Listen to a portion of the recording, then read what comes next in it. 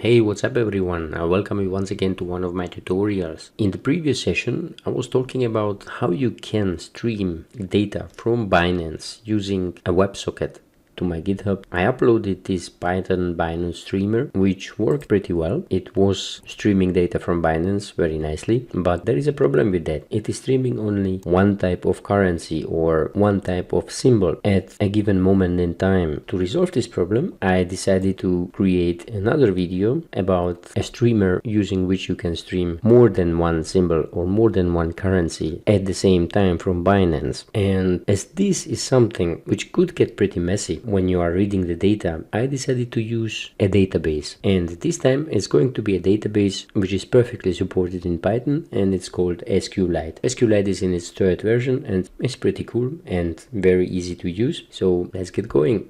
As a first step, I visited my GitHub account at github.com tech-divisions Python Binance Streamer, exactly this file here, and I'm going to copy all the contents of this file. I'm going to create a new file in my project called binance-streamer Python, and I'm going to paste the contents of this file here. This should practically do the same thing as the project was doing before. But to make this work, we first need to install a WebSocket client. So let's do this very quickly. I think it's installed here on my machine already. Yes, it's there. This is really very important. Please do this before you continue. And now, exactly as in the previous example, we can stream the data from Binance.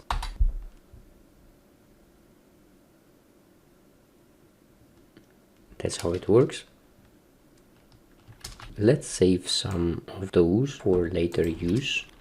With Ctrl+KC you can create a remark in Visual Studio Code, then it will write this line here. This line will be commented out and will not be used for coding. So, as we could all see, it was working pretty well, right? It was streaming data directly from Binance. And now the question is, how can we stream more than just one type of symbol at the same time? I would say the answer is really pretty easy. I would not do any crazy stuff here in Python. I would even leave the code almost unchanged, and I would simply just convert this code into a simple console application, and I will let Windows do all the multi-threading and multitasking that it needs. Simply just open more than one command line. You can have practically unlimited amount of those, although Binance will not allow you to stream more than some limited amount of connections. And I cannot really say how many connections you can have open at a given moment in time, because sometimes I got cut off when I had 10 connections and another time when I had 3 connections. So I think it simply just depends on how heavily the servers of Binance are being used at the moment when you are running your applications. Let's see how we can convert this simple code into code that you can start from command line using attributes which will represent name of the currency or symbol and the interval at which you will be streaming the data from Binance. So let's do this now. We are doing this by declaring a main class. Let's do it this way. Sys argv first argument, and second argument will be the interval. We need to import sys, and now let's print out symbol and also the interval, so that we can see on the command line that the data that we entered are correctly accepted by our application. And let's replace these hard-coded variables for variables that are actually entered by the user on the beginning. Alright, pretty good. Let's save it, and I think the way it's written, it should be working well. And now let's copy this path here. Let's find the command prompt. I will change to D, which is the drive where I have my code. Now I will list the contents of my directory, and I will start my Binance streamer. Oops, I forgot to write the attributes. So as the currency, let's use Solana USDT, and let's stream at 1 minute interval. Alright, it was accepted, and we are streaming Solana here.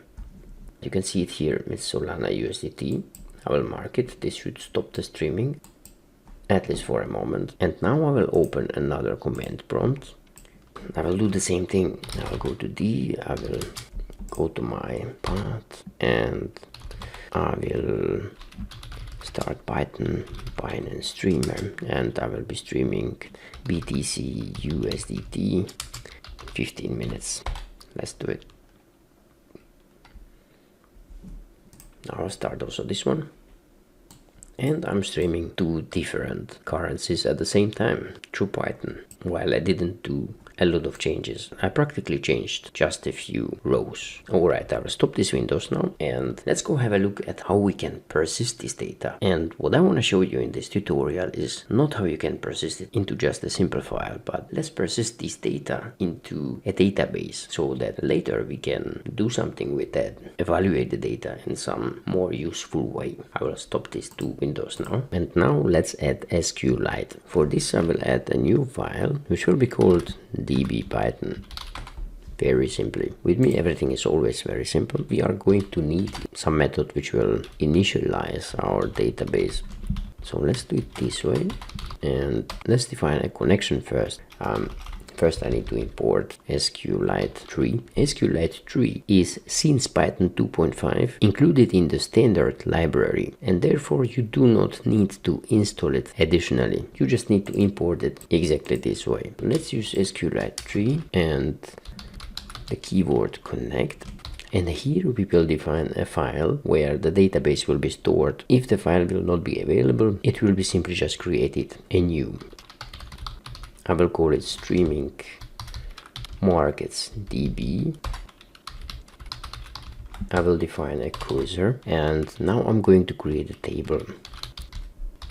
I will create a table if the table doesn't exist, and it's going to be called let's say streaming. Therefore create table if not exists and call it streaming, and there let's define the columns that the table is going to have, and it's going to have an ID which will be of type text.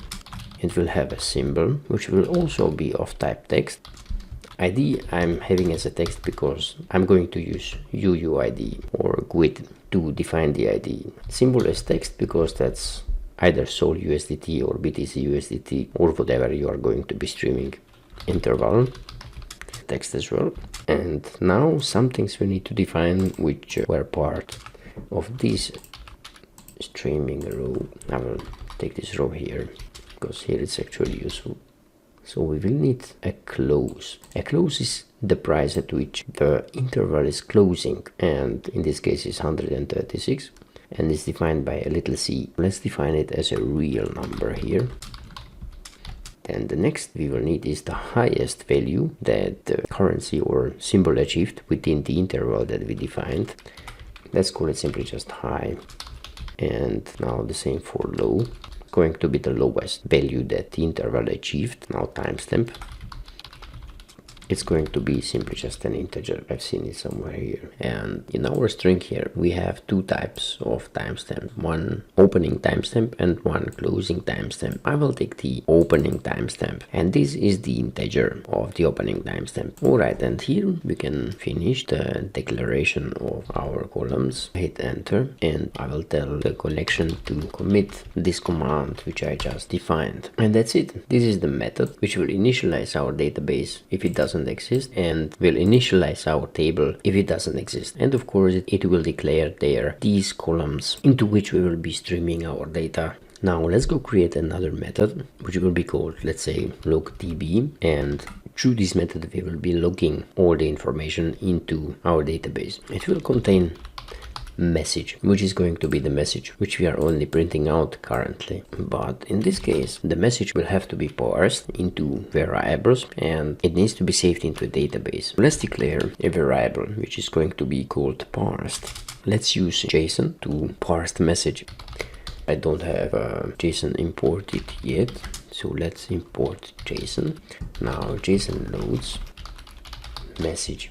This instruction here is going to parse the message arriving from Binance into a JSON, and now in the next code we are going to read out the JSON file. What we are going to read out is this key here. I'll show you first how this all actually looks like as a JSON file in a browser.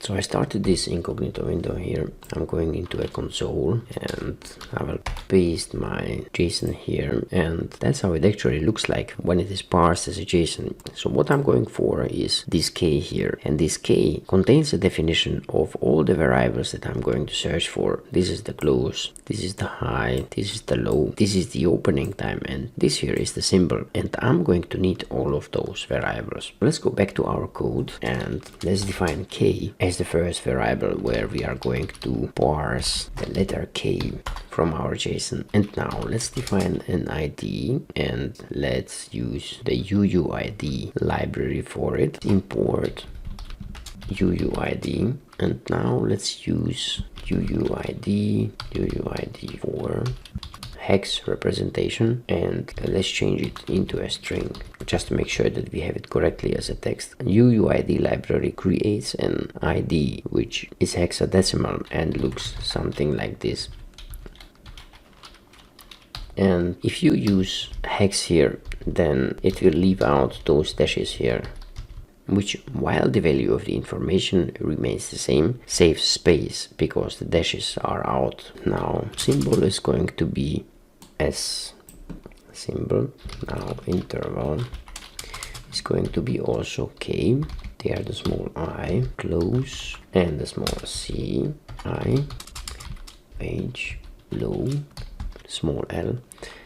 Time is going to be K and a small t. And now one thing that I actually forgot about is to convert all those numbers into correct data types. Symbol and interval are text. This is alright, they are going to be read and represented as text. But close and high and low, they are declared as real numbers in the database, and I need to declare them in Python as float. The same goes here for high, low, except for this one. Time is an integer. This is going to be parsed as int, as integer. Now, how about let's go print out all that we are going to save into our database. Let's call this log. We will see what we are actually logging into our database, right? And next line is going to be symbol. I'm just copying every line to make it simpler for myself. I'll copy a few empty ones like this. Now interval, close, going to be called close anyway. Change it into a string to be able to print it out. Now a high, the same as the previous one, converted into a string. Low to be also converted into a string, and time also going to be converted into a string. I'm going to define a row which I'm going to save into my database. Row is going to be so-called Python tuple. It's going to contain ID, symbol, everything what I have defined here. Interval, close, high, low, time. Now I'm going to create a connection to my SQLite database through the keyword connect to the streaming DB. I initialize database. Here I forgot connection close.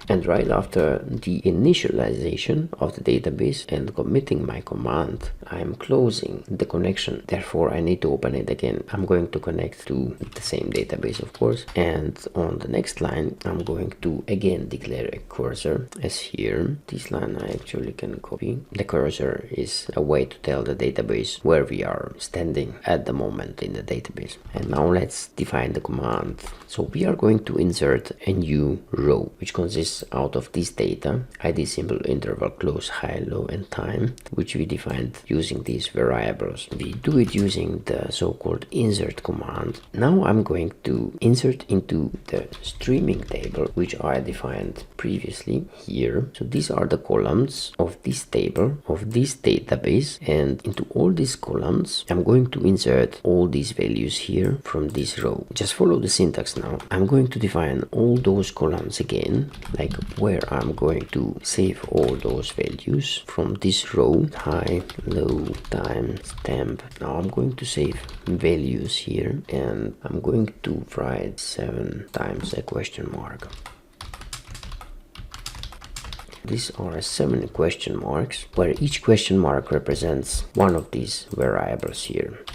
ID symbol, interval, close, high, low, timestamp. And now I'm going to replace those question marks by some real values of the variable row. Row contains a tuple of variables which adhere to row order of these variables here, and these question marks here. Row will replace the values in this command here using the instruction execute. Now I need to do one last thing, and this is to commit the changes and close the connection. Alright, so having all this done, I would say we are pretty ready to start it, and we can call this init database from here in our Binance Streamer code. We just need to import the DB and call it through the DB. So DB init DB, this should initialize our database at the complete beginning. And one last thing which is missing here, how are we going to read the data, right? So let's create one more file here, and let's call the file data Python. Let's also import SQLite here. Let's also define the same connection, but in this case let's simply just copy paste this information from our previous file. We don't need any method here. We open a connection, we define a cursor, our command, and in this case it's going to be select all from streaming.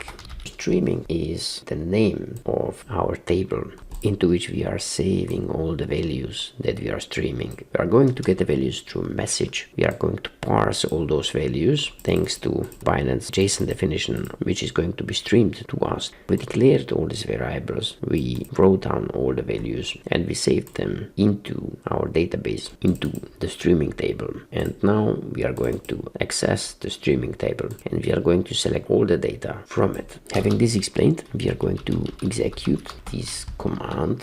We are going to define a variable called rows. From our cursor we will fetch all the rows that are available there. Then we will iterate every row that we will get this way, and we will print it out, and then in the end we will close our connection. Alright, in this moment we have a Binance streamer that we already tried out, and we know that he is capable of streaming more than one currencies or symbols at the same moment in time. We have a database Python file responsible for initializing database and logging all the messages into our database, and we have the check data Python, which will help us to read all the data from our database. In the Binance streamer, in one message I will only write one more thing, and this is going to be db log db message, and this is going to give the log db method from db Python the message over for parsing, and that's it. I think we are pretty ready to go. So let's try to start it now. So now let's open another window here. I'll make this a little bit smaller, and now I still cannot run check data Python, but I can start the Binance streamer, and let's see what it does. And I will let it stream Solana USDT and 1 minute interval. Seems to work correctly. At the same time, let's check what the check data Python sees. There I have an error. Check data Python line 6. I have a typo here. So it needs to be select all from streaming. Alright, I will save it once again, and I will repeat the command, and now I can read the data which is being streamed. So on the right side there is the output from my database, and on the left side there is the output from my streamer. I'm going to close my streamer now. Ctrl C many times. Alright, so this example was working really well, and now I'm going to copy path to this directory here. I'm going to start a command prompt, minimize this window here, and I will leave only the command for the database here. I'll make it a little bit bigger so that we see what we are streaming, so that we see the results nicely. And here in this command prompt I'm going to visit my multi streamer, and I'm going to start it through Python binance-streamer.py. I will be streaming Solana USDT with 1 minute interval. I will not start it yet. Instead, I will start one more such a window, and I will do the same thing. Change to another drive. I will go to the SQLiteDB Multi Streamer, and I will start, or I will prepare to start Binance Streamer Python BTC USDT, let's say 15 minutes. And now I will start both of those at the same time. And what I expect now, that on the left side, when I will start Python check data Python, I will see results from both Solana USDT and also BTC USDT. And now you can add even more if you want. You can add a third one. It could be, for example, Doge USDT, also 1 minute.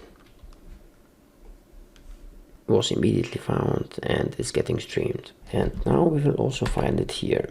So we have Doge, BTC USDT and Solana USDT. Not bad. So this is how you can create a Python Binance Multi Streamer, which streams more than one currency or symbol and persists the data into a database. In our case, an SQLite database. You can download the code from this video under my GitHub account, Python Binance Multi Streamer SQLiteDB. Visit this folder and download the code. And that's it. Please like, comment, and if this is the first time you are watching one of my videos, don't forget to subscribe. See you soon.